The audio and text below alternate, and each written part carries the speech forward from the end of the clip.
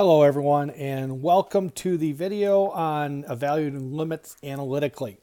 In this video, our objectives are going to be: first, evaluate limits using the limit properties. Number 2, develop a strategy for finding limits. Number 3, find limits by dividing out.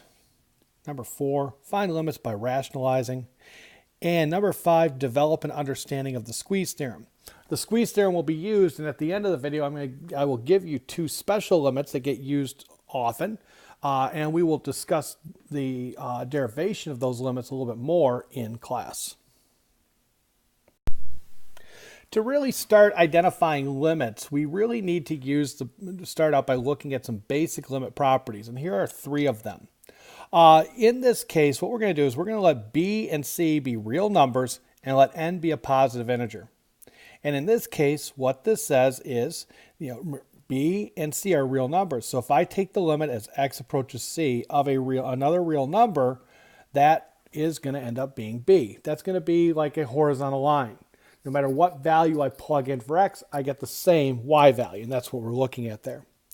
The next one is the limit as x approaches c of x is equal to c. I think that one's fairly self-explanatory. You can kind of see that when you look at it.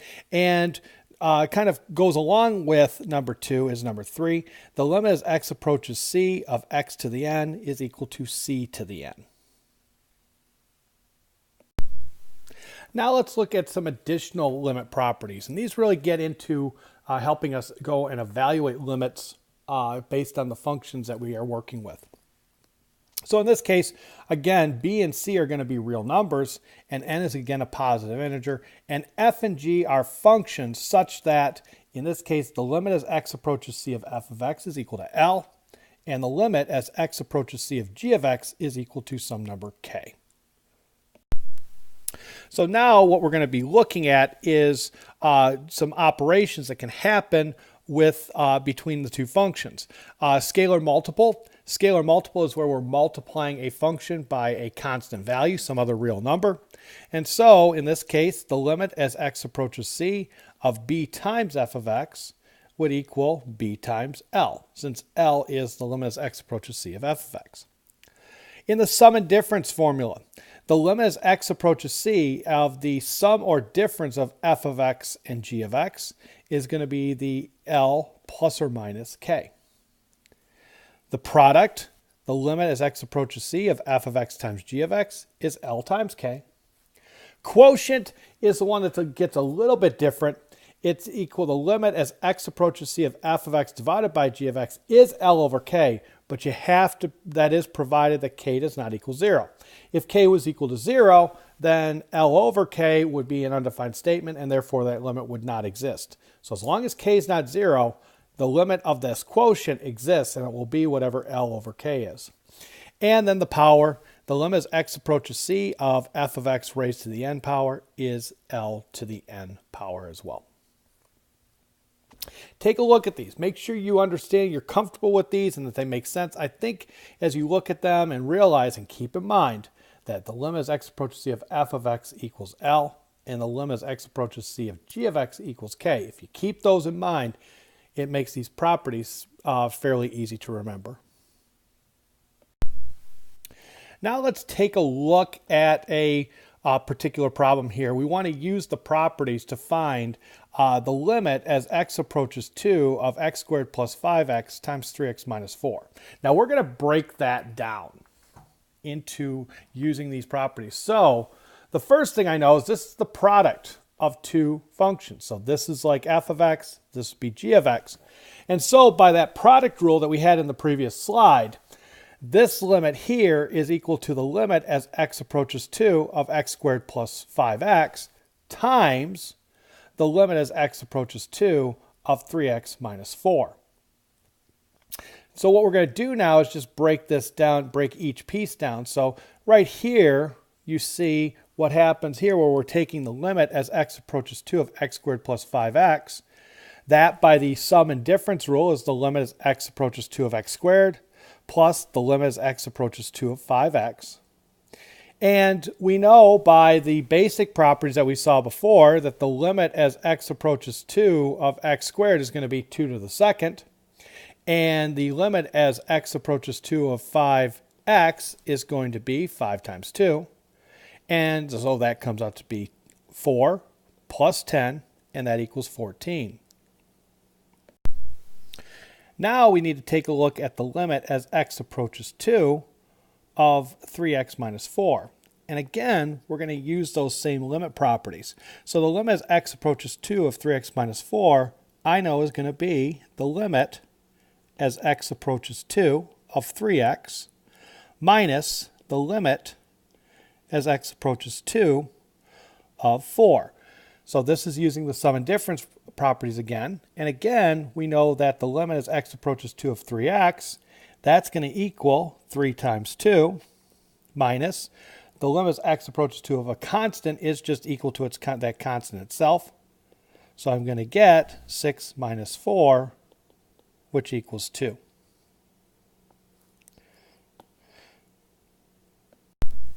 So now, to finish up this problem, remember, I know that this limit here is equal to 14, this limit is equal to 2, and therefore, by those properties then, the limit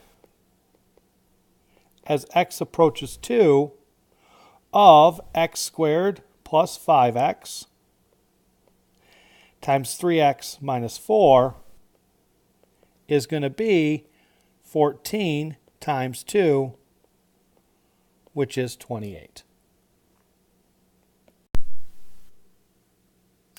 Now, really, what the end result on this in terms of those basic properties, the basic properties tell us, and really what it allows us to do, is it allows us to start our search for a limit by really just plugging in the value in for x. Whatever c is, plug that in for x.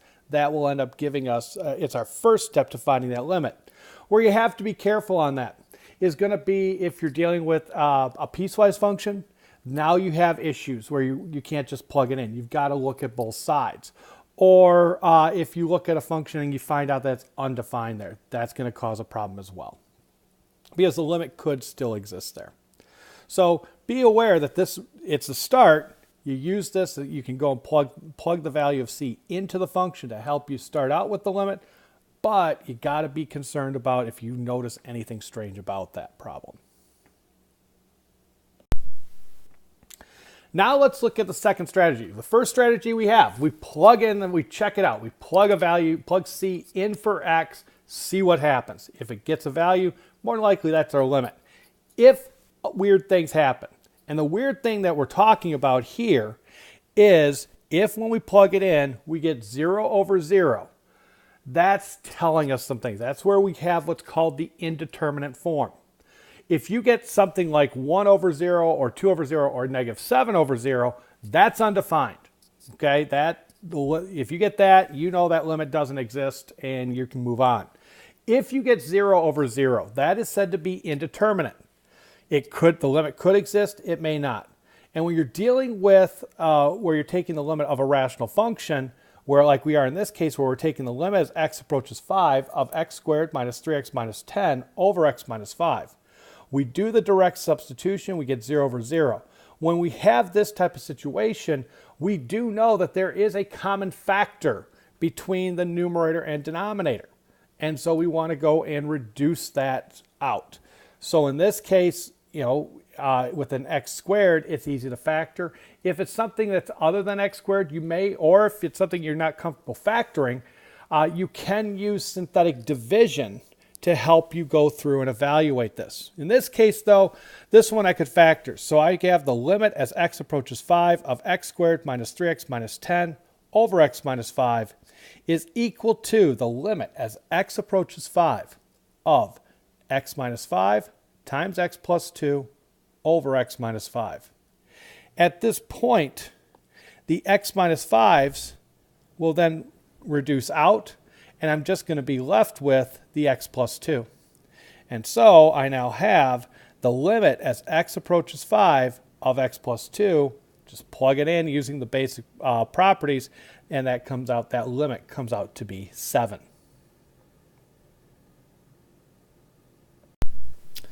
The next strategy we want to use in terms of going through and evaluating limit is rationalizing. In this situation here, this is another one where I'm taking the limit as x approaches 1 of the square root of x plus 3 minus 2 over x minus 1. And I do the direct substitution. And again, I get the 0 over 0, that indeterminate form, which from the previous one I said, hey, that means you could have a common factor, or you do have a common factor, you want to reduce that out. In this case, it's not as easy to go through and work with that common factor. So what we're going to do is we're going to rationalize. We're going to go through and we're going to get rid of the square roots, or we're going to multiply top and bottom by something to get rid of that square root to see it help us go through and evaluate this limit. And what we're going to multiply top and bottom by, in this case, because our square root is in the numerator, I'm going to multiply the top and the bottom of the fraction by the conjugate of what I have in the numerator, because that's where I have that square root. If the square root was in the bottom, I'd multiply top and bottom by the conjugate of the denominator. So in this case, the conjugate of that numerator is the square root of x plus 3 plus 2. So I'm going to multiply top and bottom there.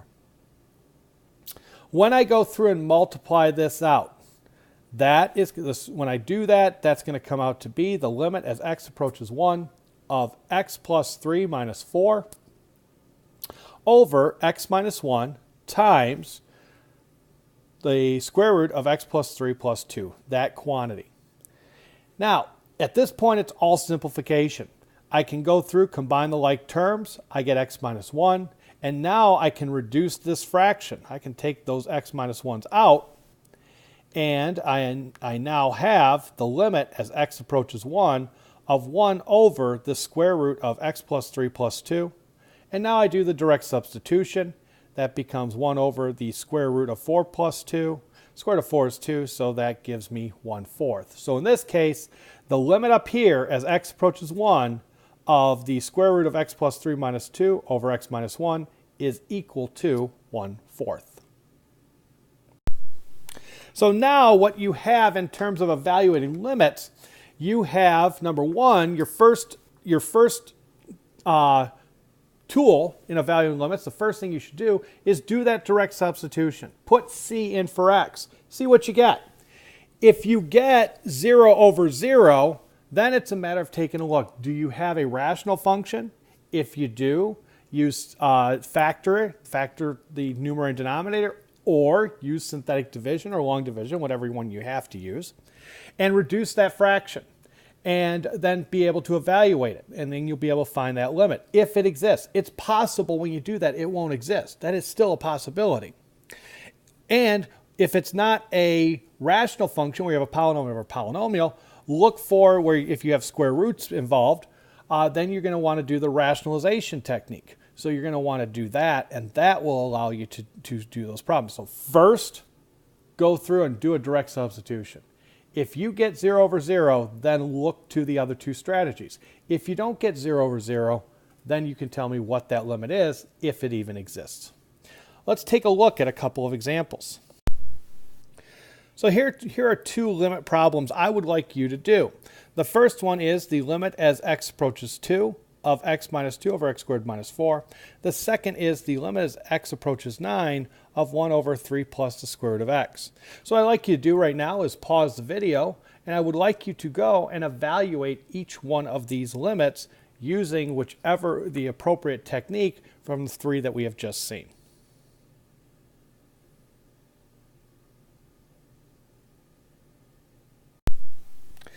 Welcome back. Let's take a look at the first one. In number 1, what we have in this case, we're taking the limit as x approaches 2 of x minus 2 over x squared minus 4. The first thing I need to do is that direct substitution. So I'll put 2 in for x, which is going to give me 2 minus 2 over 2 squared minus 4, which that results in 0 over 0. So that tells me we have that indeterminate form, and so we have to go through and do something with that limit to evaluate that limit. In this case, when I look at this problem, I'll notice I don't have square roots. I have a polynomial in the numerator and another polynomial in the denominator.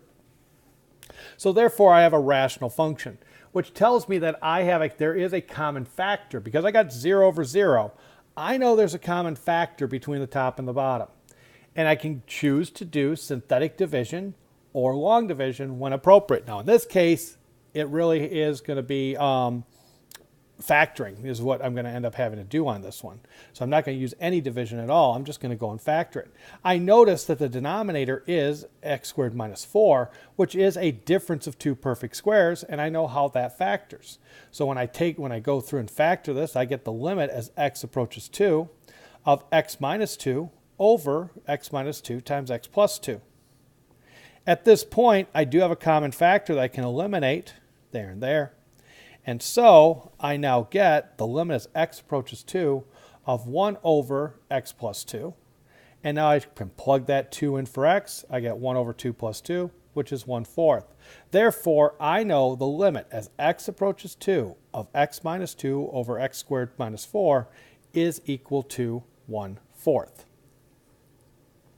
The next one I have is the limit as x approaches 9 of 1 over 3 plus the square root of x. Now, it's real common in a problem like this one, people see that square root, they're going to jump ahead. They're going to go through and do the conjugate, multiply top and bottom by, in this case, 3 minus the square root of x. But remember, you only need to do that if you do a direct substitution, you end up with 0 over 0. That's not going to happen in this one. No matter what I put in for x, 1 is never going to equal 0.